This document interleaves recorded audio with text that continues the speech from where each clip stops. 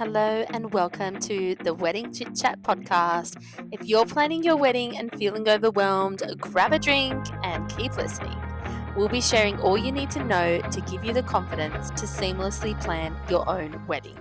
Welcome to the Wedding Chit Chat podcast. You're here with Natalie and Lauren. Today we are talking about hiccups at weddings and how to handle them. How to avoid them if you can, but if not, how to handle it on the day. Yeah. All right. So the big thing that a lot of couples worry about, the biggest probably hiccup that we can sort of plan for is the weather. Oh, yeah. We can plan as much as we can plan. Yes. Right, let's just put it that way. So rain, hail, shine, wind. It's always best to have a contingency plan in place for these things and always don't think that it's not going to happen. Oh, yeah. And I think we've experienced this in the summer that we've just had. Even when we say contingency, like you've just said, it's not just rain. Everyone just thinks, oh, I'll just get umbrellas or another. No, sometimes it's extreme heat. Yeah. So heat, wind, I've seen it all. And like, if I wasn't coordinating the weddings, I think to myself, would they have thought about these things, you know? And it's just, like it can make a huge difference pre-planning like for the weather. Yeah. A lot of couples like to wait until closer. Yes.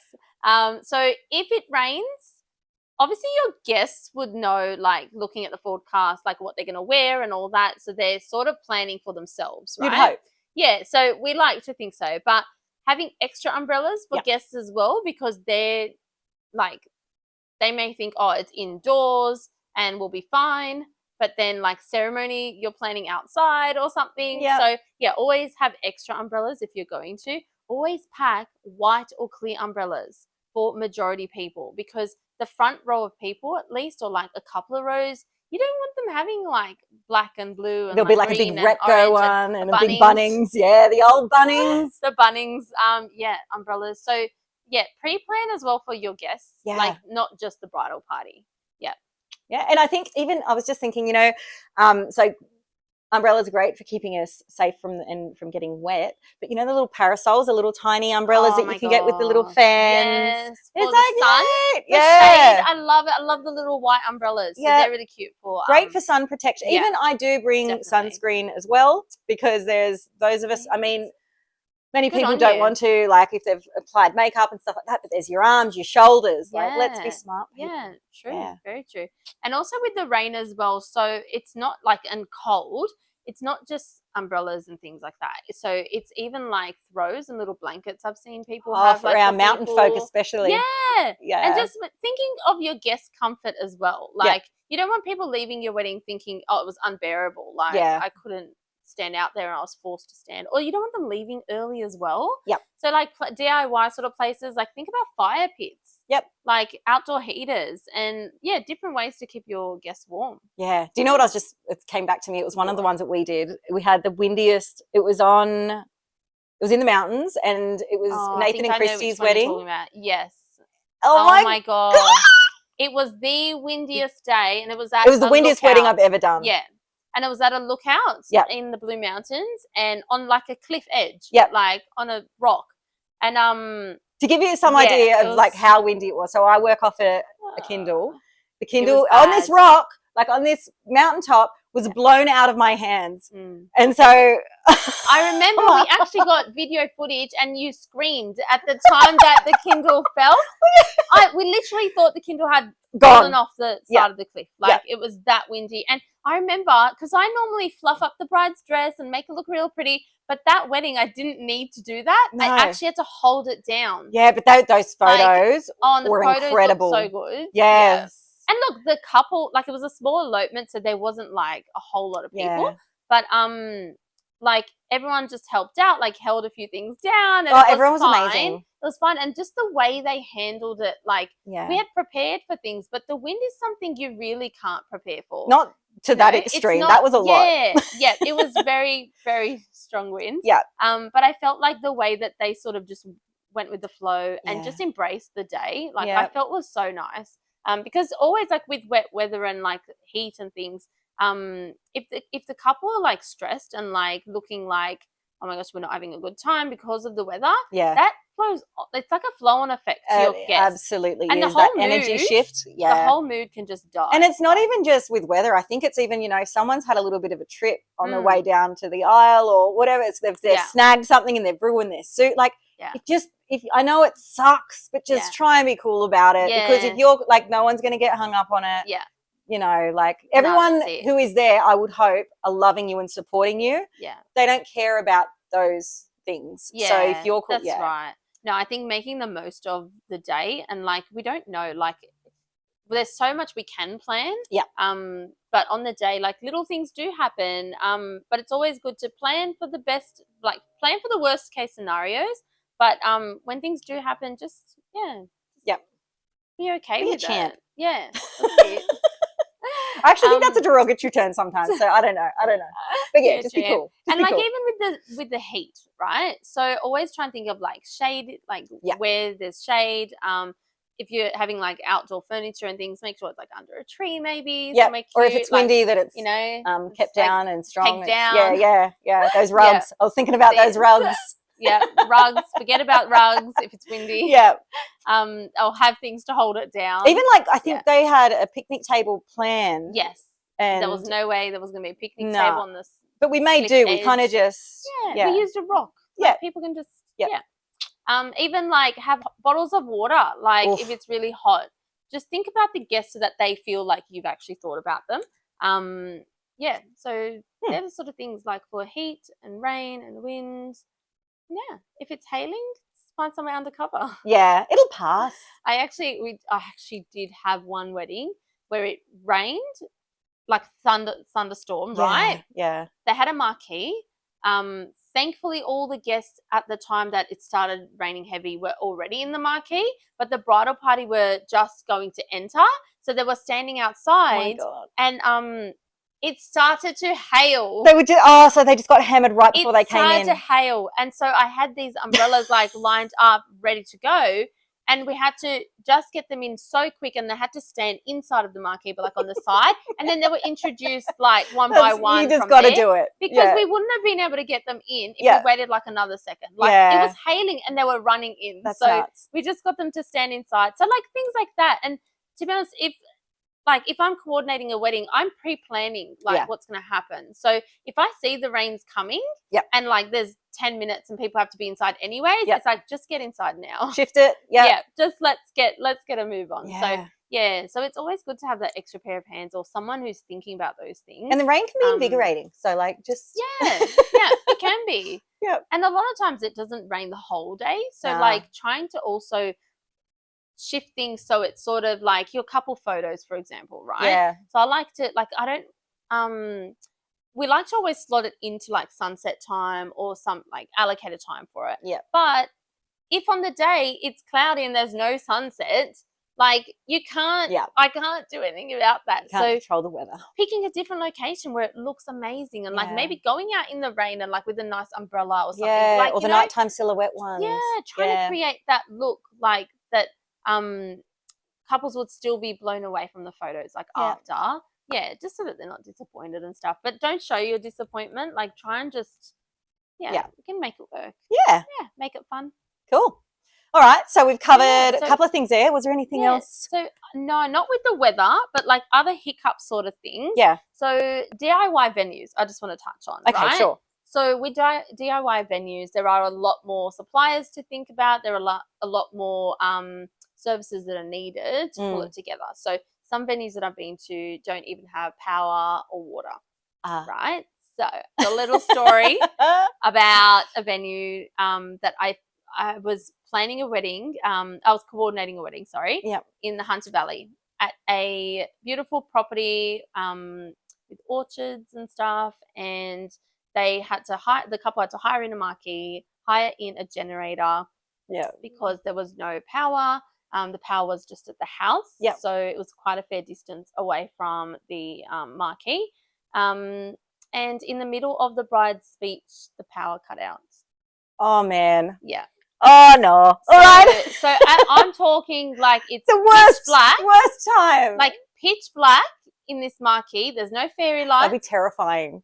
pitch black, and we're in the middle of like an acreage property with no lights or nothing, right? So I was coordinating this wedding, and I was holding my breath just then. Yeah, I was like, oh my god! Look, and that was one of the first weddings that I was coordinating. Yeah. And I remember my husband was there with me because it was in the Hunter Valley, and we thought we'll just make a trip out of it, right? Yeah. And the couple said, "Yeah, bring your husband. Like he can like be there and whatever." Anyways, so straight away, I was like thinking to myself, like in pitch black, this marquee. I thought, okay, let me go out to the generator and see what's going on. Surely, like it's just out of just give it a petrol, kick, right? It's just out of petrol. Yep. And I was thinking to myself, okay, so I can't go get petrol. What am I going to do? So it was out of petrol. Yep, it was out of petrol. Yep. And look, the couple would have hired it. They would have told the vendor, like the generator person, like the person who they got Excuse the generator me, Mr. Generator from, person. like they would have told them like how many hours the wedding was for. But obviously it may have been turned on earlier and the petrol ran out. Yeah. So or maybe there wasn't enough petrol to last the whole night or something like that. So anyways, so I remember like 5 men ran out of the marquee as well, and like came to the generator and were like just fart-assing around and looking at it. And I remember thinking to myself, okay, like my coordinator mind just kicked in. Yep. And I thought I'm gonna do this, right? I'm gonna fix this. Yeah. So I remember thinking, okay, there's one light, like there's one festoon light outside of the marquee that's like connected to the marquee sort of, but like just outside the marquee, right? And I remember thinking, okay, that one's on, so there must be power coming to that. So if I just get power, like an extension cord, and plug it into that light that's already on, that had power from the house, I should be able to get this generator started. So these men were just standing around talking about what are we going to do, what are we going to do? Anyway, so I ran to the laundry because when I was doing a site visit, which is something I do when I coordinate weddings, I love to go out and see the site first. I don't just show up, right? Otherwise, we would have bigger issues. So I remember that the owner of the property showed me around the house. Even though it was far distance from the marquee, he mentioned to me that there was extension cords in the laundry. There was like one extension cord. I remember there was one extension cord, right? So I remember running to get that extension cord. And I was just in your heels, in my heels, and it was gravel. It wasn't even like grass. I was like running on gravel. I grabbed that extension cord, came back, plugged it into that festoon light, plugged that into the generator. Within like less than 2 minutes, my husband said. Less than 2 minutes. I'd run to the house. It would have felt like forever though, right? It seriously, to me, I was like, it felt like forever. But I turned it on. And I'll never forget what one of the guys said that was standing next to the generator. He goes, oh my gosh. He goes, you've got this shit. And I remember I had the biggest smile on my face. The relief. And I was like, yeah, I do. That was your moment. And I was like so proud of myself. Like that was the moment when I realized, you know what? Even though I've never worked with a generator before, I had never seen one. I had never done anything. But when I looked at it, I saw that there was a point, like a PowerPoint point there. And I thought, I just need an extension cord. Damn. There's a light. There's a cable. I'm just going to plug it in and see what happens. And it worked. And so speeches were back on. Party. Within 2 minutes, everything was like, far out. So that was my like, aha moment. That was Is that my what aha Oprah says? moment. That was like so I always think back and I think if they didn't hire me as a coordinator, because I was the only one given that tour of the house, right? So I feel like I don't know what would have happened. I reckon they would have all got their phone torches out. And then what? Like it was just pitch black. Like there were no street lights. No, that's it. That's all I'm saying. What else can you do? Yeah, there was nothing else that they probably would have thought about. Because there was only that one extension cord, and if they didn't know where exactly in the house that was, it could have taken hours to find it. And there's always little things like that. Like we have to be really reactive and smart on our feet. That's right. But so it's well done. Yeah, thank you. You've got this shit. I do. That's my job now, and now I know I'm doing the right thing. So cool. Kudos. So what other hiccups? What other things could like happen? And the only other thing is like when you don't hire professionals. Like that's a little bit more hiccups can happen because you don't have, like, say for example, the MC and stuff. So they don't check like if the caterer's ready to serve the food and things. So little things like timing wise can go wrong. So it's always good to hire professionals to know what they're doing because they do double check things. 100%. Like I've even seen on the wedding forums and stuff like that and Facebook when people are like, all right, well, like all the time I would think it's due to budget as well because we can't always get everything. So it's about prioritizing what's really important to you. But even like if you're going to be getting rid of the DJ and just doing a playlist, just know that you can't kind of put all the songs, like you don't have someone reading the room. So I could talk about you don't every... have someone looking at the vibe and like creating that vibe either. It's just songs that you like. I mean, and there can be cute ways to do it. Like I don't want to dismiss it as an idea, but just whenever you can, I mean, you will see what's going to be more valuable to you. So if it's just more of a chill kind of affair where people aren't really dancing and it's more of a dinner party, then perhaps. You don't really need it. But yeah, there's so many. DJ is just one example of many. Yeah. Cool. All right. I think that's it for handling hiccups. Yeah. So if you have any stories, people, please send them through. Any questions? Yes, anything you'd like us to answer or chat about. Where do they send them, Nat? So Instagram, DM us at Wedding Chit Chat Podcast. And you can find this podcast on Apple Podcasts, Amazon Music, Spotify, YouTube, and a whole range of other platforms. So if there's anything you want us to chat about and ask, please let us know. Yeah. All right. Thank you, everybody. Thank you. Bye.